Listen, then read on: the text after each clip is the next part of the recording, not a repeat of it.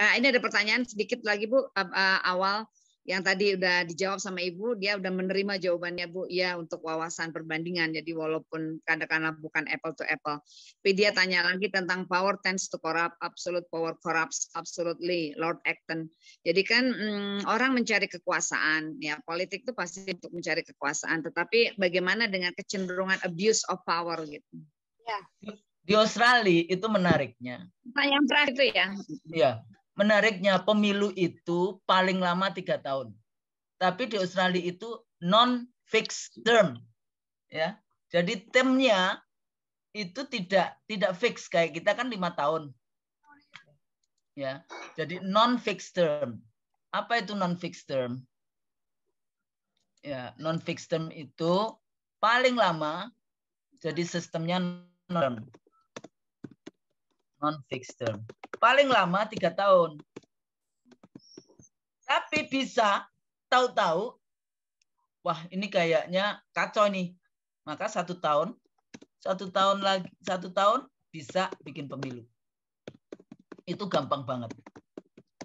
Misalnya, gue jadi Perdana Menteri kayaknya gue lagi bagus nih. Padahal baru 1 tahun.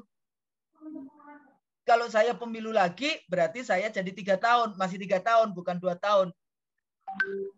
Oleh karena itu, saya lapor sebagai Perdana Menteri, saya lapor ke Gubernur Jenderal membubarkan pemerintahan dalam waktu 36 hari ada pemerintah baru. Jadi gitu aja, mereka non-fixed term. Saya tanyakan ke profesor saya bilang, kenapa sih kalian ini di Australia apa nggak susah itu bikin pemilu setiap kali bikin pemilu kalau nggak suka. Jadi kalau rakyat nggak suka harus pemilu, akhirnya terpaksa pemilu walaupun belum 3 tahun. Ya. Dia bilang itu lebih baik kontrol dari rakyat, ya, atau mereka sendiri bisa melakukan itu kalau merasa bagus. Karena kalau dia pemilu lagi ternyata jelek ya sama rakyat tidak dipilih kayak gitu. Walaupun ya itu cuma misalnya 5% swing voters. Jadi di sana yang swing voters itu nggak banyak. 5% aja sudah memindahkan kekuasaan. Tapi sebagian besar kan kita oh iya harus rasional, Pret. Anda nggak tahu. Di sana, misalnya di sana, ini modelnya kayak tapal kuda kayak gitu. Yang di bawah ini itulah yang biasanya swing voters pindah-pindah. Kalau dia pindahnya ke sini 5%, dia bisa berkuasa.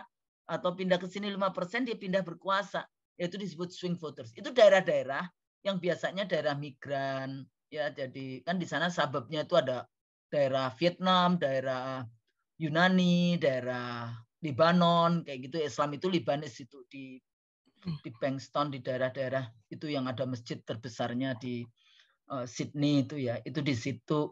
Nah itu biasanya nggak terlalu ini dengan apakah liberal atau liberal. Jadi suka pindah-pindah. Tapi di daerah-daerah yang lain, itu yang disebut safest seat, kursi yang aman. Di daerah situ dari zaman nggak enak sampai hari ini ya Partai Buruh yang menang. Makanya saya lucu aja kalau kita memaksakan rakyat. Oh rakyat ini harus rasional di dalam memilih.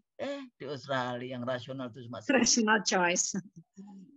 Kan ada 4, psikologis, ya, sosiologis, rational choice, kemudian ideologis. Yang paling banyak sosiologis. Anda milih karena gender, etnik, umur, milenial. Kemudian kalau liberal itu kan status sosial ekonomi. Anda kaya, Anda orang pebisnis, sangat sulit Anda memilih Partai Buruh. Pasti yang Anda pilih itu kelompok liberal. Kemudian agama itu juga di situ karena di barat agama dimasukkan itu terminologi atau kategori sosiologis. Tapi bisa agama bisa masuk juga ideologis. Dan orang memilih bisa campuran ya, ideologis tapi dia perempuan, berarti kelompok-kelompok feminis misalnya. Lingkungan tapi dia ideologis lingkungan tapi dia perkotaan, berarti dia lebih ke arah partai buruh, bukan partai nasional partai yang kayak gitu-gitu. Nah ini yang disebut voting behavior di dalam konteks itu. Jadi kalau kita kan sampai ya tulisan di Kompas, di USA Today waktu itu ya, zamannya 411, 212, itu penelitiannya lebih. Saya baca. Sakit hati itu. bahwa pemilu karena memilih karena Islamis ini itu menghancurkan demokrasi rasional yang memilih antara visi misi. Gue ketawa ngakak.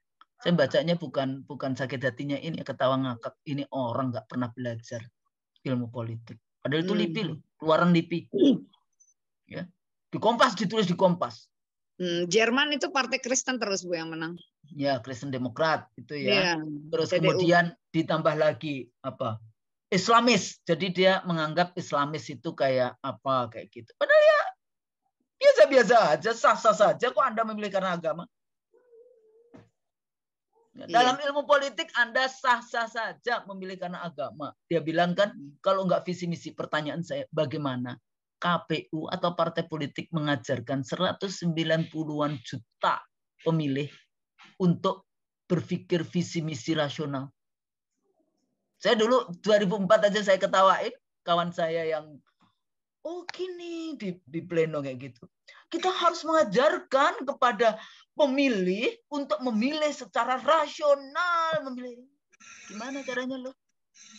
155 jutaan pemilih Anda ajarin rasional, rata-rata pendidikannya cuma SMP kelas 1. Jadi apa? Silakan memilih karena psikologis, ya, hubungan psikologis dengan memilih karena umur, memilih karena etnik, memilih karena gender, memilih karena urban rural, kota, perkotaan, pedesaan, kayak gitu ya. Pedesaan kan rata-rata NU kayak gitu ya di Jawa. Akhirnya milihnya PKB kayak gitu sesuai dengan apa? Memilih karena agama, memilih karena visi misi rasional, atau Anda memilih karena ideologis. Semua boleh. Nggak ada itu kalau nggak visi misi. Emang di Amerika visi misi? Emang di Australia visi misi? Enggak. Memang. Jadi siapa yang harus rasional? Yang harus rasional adalah partai politik peserta pemilu. Anda lah yang rasional. Iya. Saya selalu mengatakan kayak gitu. Kenapa? Mengajarkan 25 partai untuk rasional di dalam perebutan kekuasaan melalui pemilu itu lebih mudah. Lebih masuk sense otak kita. Anda mau berkuasa ngapain? Harus rasional. Tapi mengajarkan pemilih memilih karena rasional sok tahu. Itu hak seseorang untuk memilih. Jadi Anda memilih karena agama sah-sah saja. Iya, oke.